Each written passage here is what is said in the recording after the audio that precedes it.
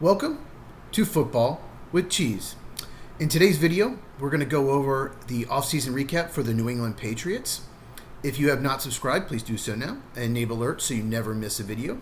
We cover all 32 teams on this channel, college football, and of course the NFL draft. Patriots last year went 4-13. They have not been good for quite a few years. They almost picked first in the draft, which would have been great for them. But they beat the Bills when the Bills were resting all their players. They were locked into the 2 seed. And they could have gotten a lot for the first pick. Obviously, they weren't going to take Cam Ward. They weren't going to take a quarterback. So they would have traded it. And there were a bunch of teams that needed a quarterback that probably would have given up, at minimum, their second-round pick this year and a first next year, at minimum. And probably more, depending on how far they move down. You got to think, the Giants at 3 needed a quarterback. The Raiders at 6. Maybe they don't trade for Geno Smith. Maybe they move up instead. The Jets at 7. Saints at 9. All of them could have moved up to number 1 and given the Patriots a ton. But they won the game. So they ended up picking 4th.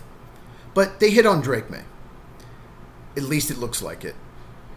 Their first-round pick, 3rd overall last year. May was inconsistent at North Carolina. He was not on the level of Caleb Williams or Jaden Daniels, at least as a prospect going into the draft. So he went 3rd. Those 2 players went 1st and 2nd. And a lot of experts out there were saying, don't play Drake May in year 1. The offensive line is one of the worst in the NFL. They don't have good receivers. Just redshirt him. Don't play him. But they decided, once they were pretty much out of it, to go ahead and play him, see what we got. And he played pretty well for the most part. Seemed like once or twice a game he made a throw like, what are you doing? But Patriots fans have to be optimistic because he was not expected to play that well with that kind of personnel, and they've upgraded it. We'll get into that.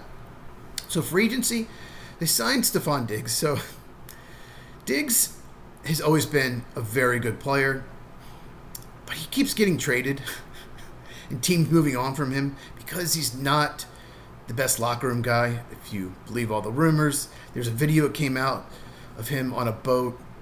He's dating some celebrity. I don't even know. Why are you doing that? But there was some pink stuff that might be drugs. He was flirting with other women.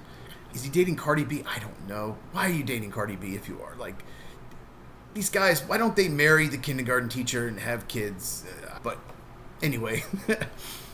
Diggs is talented. He's not quite as good as he used to be, but I would not have signed him on a rebuilding team like the Patriots. I feel like they had all this cap room. We've got to get a number 1 receiver. And so Diggs was the best available. Is he better than Amari Cooper or Keenan Allen? For sure. I just didn't love the signing. They tried to get Chris Godwin, but he took less money to stay in Tampa Bay. That's where he wanted to be. So we'll see what happens with that. I'm wondering if it's a one and done. They'll just release him. More than likely, they will target a receiver either in free agency or with their first-round pick next year. They signed Morgan Moses to play right tackle. Why not? Yes, he's 32, but he's reliable. Solid run blocker, solid pass blocker. They needed help on the offensive line. On defense, they signed Milton Williams, gave him $26 million a year. The rumor was Williams was going to sign with the Carolina Panthers. But I guess the Patriots just threw as much money at him as possible to get him to come to New England. He is a really good pass rusher from the interior. Had 2 sacks in the Super Bowl for the Eagles. He's a horrible run defender, so he can't play on rundowns. It's just a lot of money to pay a guy who's a part-time player, but I get it. Interior pass rush is more important than ever. You get a quarterback running backwards. When you get pressure off the edge, he can run right, left, depending where it's coming from, or step up. The only thing you can do when you have pressure in your face is run backwards. And you saw how much it helped the Eagles in the playoffs, having that interior pass rush. They signed Harold Landry, who was released by the Titans. He's an edge rusher. I don't necessarily love this signing. He got overpaid. He's always been a above-average, solid player when healthy, but he's rarely healthy. But he knows Mike Vrabel's system. He's the new head coach for the Patriots because he used to coach the Titans. And they had to get some kind of edge rusher help. And they signed Carlton Davis, the cornerback, to go along with Christian Gonzalez. They obviously want to play a lot of man coverage because Carlton Davis and Christian Gonzalez, that's their strength, playing man-to-man. They signed Josh Dobbs to be the backup quarterback and traded Joe Milton to Dallas. I don't understand this move. Joe Milton played one game and looked amazing. If you don't know who Joe Milton is, he was a late-round pick from Tennessee. He is athletic, like wide receiver athleticism, has a huge arm, maybe one of the best arms in the NFL, that good. But at Tennessee, he would miss guys by 5 or 7 yards sometimes. I mean, sometimes he made great throws, but he was just so inconsistent. His accuracy was all over the place. But the tools are there. It's only one game, and I'm guessing New England thinks maybe he just got lucky, and so let's just get what we can for him. But man, if you kept him for a few years and he ended up being just incredible, you could get multiple first-round picks for him, but who knows? We'll see what happens with Joe Milton in Dallas. In the draft, so they had the 4th pick, like I said, and they took Will Campbell, offensive tackle, LSU. I didn't love this pick. And the reason why is Campbell doesn't have the length that you typically want in a left tackle. Now, he's a great athlete, phenomenal for the position, so he might be okay. It's not just his arm length, it's his wingspan, way below average for a typical left tackle. So let me explain what that means. When you have length, if you have 35-inch arms, not 32 like Will Campbell, if you have 35-inch arms, it's easier to block speed rushers. Because if you're beat, you can use your length to still block them, to push them up the field away from the quarterback. Okay? If you don't, you better be a phenomenal athlete like Campbell and have perfect technique. Like Joe Thomas is the best example, longtime Cleveland Brown. He's one of the best left tackles I've ever seen because of that. So Campbell's got a shot. I had him 11th on the board, and I saw him as a left guard. And if he struggles at tackle in the NFL, he could always move to guard, but then you use the 4th pick on a guard.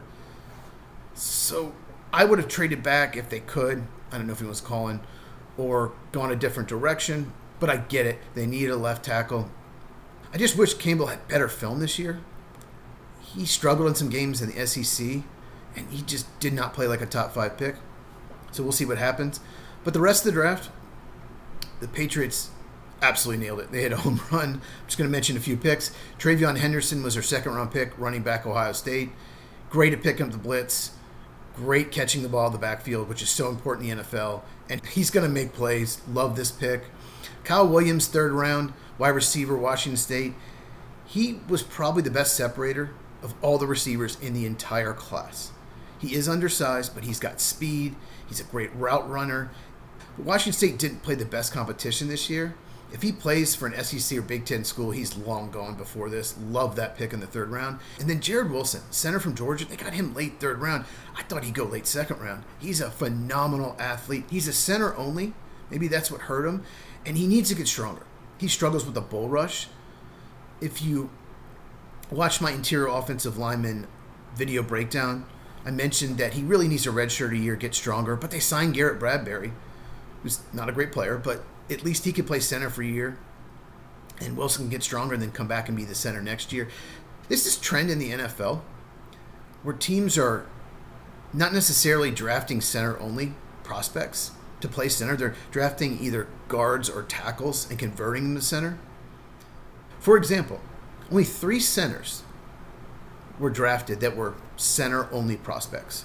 And that's Jared Wilson in the 3rd round. Drew Kendall was a 5th-round pick of the Eagles. And then Jonah Monheim was a 7th-round pick of the Jaguars. Players like Jake Majors from Texas, Seth McLaughlin from Ohio State, who had success in big-time programs, didn't get drafted, probably because they're center-only. Teams want players that are versatile among the offensive line, especially backups. So we'll see if that trend continues. But what a great pick for New England. I think Jared Wilson can be their starter for years to come, maybe not in year 1. And then Braden Swinson, they got in the 5th round. I don't know how he was there. That's insane. He's an edge rusher from LSU. I thought he was going top 50. He was really good in the SEC. He's probably not an everyday starter, maybe situational pass rusher only, but players like that go in the 1st round these days. Absolute steal in the 5th round. I don't know if there was some injury issue or what, but he absolutely should have gone at least late 3rd round. He goes early 5th. Outstanding pick. Undrafted free agent. I love Lan Larson from UC Davis. He's a running back. If you watch his highlights, he's an unbelievable pass catcher, and he can run as well. He can do everything. I thought someone would draft him in the 7th round because he can at least be a really good third down back. Look what the Patriots did. They added Travion Henderson and Lan Larson, two of the best receiving backs in this class. I guess Larson played at UC Davis, and that's why he wasn't drafted, but he's going to make this team. Important players. We mentioned Drake May, young quarterback. He has all the tools to be a really, really good player in this league. We mentioned Stephon Diggs. So I want to bring up Cole Strange. If you don't know who he is, he's a left guard and was the first-round pick at a UT Chattanooga in the 2022 draft. What a terrible pick.